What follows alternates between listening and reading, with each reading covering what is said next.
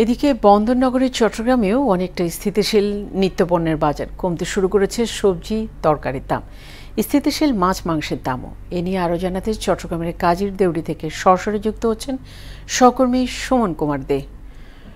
সুমন, কেমন দেখছেন বন্দরনগরীর কাঁচা বাজার পরিস্থিতি?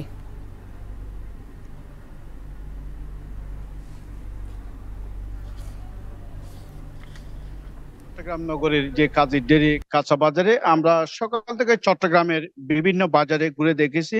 আপনি জানেন, টানা বৃষ্টি এবং পাহাড়ি ঢলের যে বন্যার কারণে চট্টগ্রামের যে পরিবহন সংকটের কারণে এই সবজির দাম এই এই ঊর্ধ্বমুখী এবং কোনো কোনো পণ্য আমরা দেখছি দ্বিগুণ হারে বিক্রি করা হয়েছিল। আমি আপনাকে যদি একটু বলি, গত সপ্তাহে আমরা দেখেছি টমেটো বিক্রি করা হয়েছিল 400 টাকা করে। এই আজকের বাজারে কিন্তু 160 টাকা, অর্থাৎ দাম কমেছে। এই বেগুন, গোল বেগুন 120 টাকা করে গত সপ্তাহে বিক্রি করা হয়েছিল, এই সপ্তাহে বিক্রি করা হচ্ছে এই 120 টাকা করে। আমরা ঢেঁড়স বিক্রি করা হয়েছিল 100 টাকা, আজকের বাজারে বিক্রি করা হচ্ছে 70 টাকা, অর্থাৎ কেজিতে 30 টাকা কমেছে। আমরা বরবটি বিক্রি করা হয়েছিল গত সপ্তাহে 160 টাকা, এই সপ্তাহে বিক্রি করা হচ্ছে 120 টাকা। শসা বিক্রি করা হয়েছিল 100 টাকা, আজকের বাজারে কিন্তু বিক্রি করা হচ্ছে 80 টাকা করে। আমরা ঝিঙ্গা রয়েছে এখানে, গত সপ্তাহে 120 টাকা করে বিক্রি করা হয়েছিল, আজকের বাজারে 100 টাকা করে বিক্রি করা হচ্ছে। পটল রয়েছে, পটল 100 টাকার পটল বিক্রি করা হচ্ছে 70 টাকা করে। আমরা কাঁকরোল দেখতে পাচ্ছি, সেটি বিক্রি করা হয়েছে গত সপ্তাহে 120 টাকা, এই সপ্তাহে বিক্রি করা হচ্ছে এই 100 টাকা।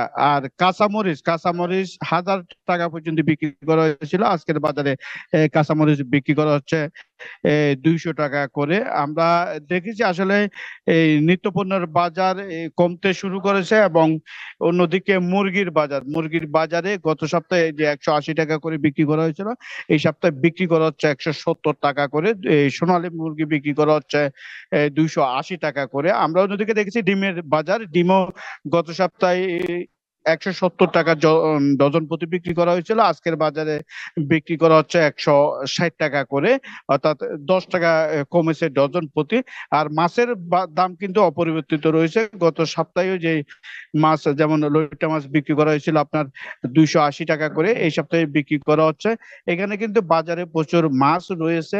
এই রুই কাতলা আমরা দেখতে পাচ্ছি, রুই কাতলা 400 থেকে 450, এবং বড় যেগুলো রয়েছে সেগুলো কিন্তু 500 টাকা করে বিক্রি করা হচ্ছে।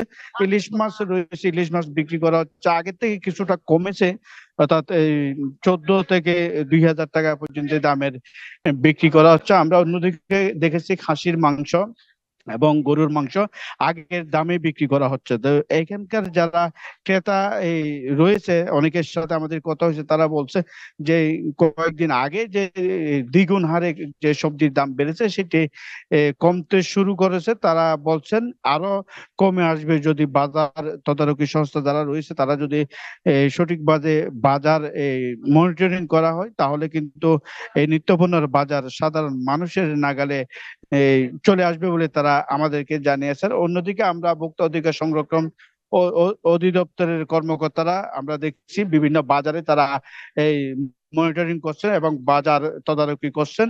তারা বলছেন কেউ যেন পণ্যের দাম বাড়াতে না পারে, তারা সজাগ রয়েছে। তো এই ছিল চট্টগ্রাম থেকে আমার কাছে সর্বশেষ। ফাতেমা।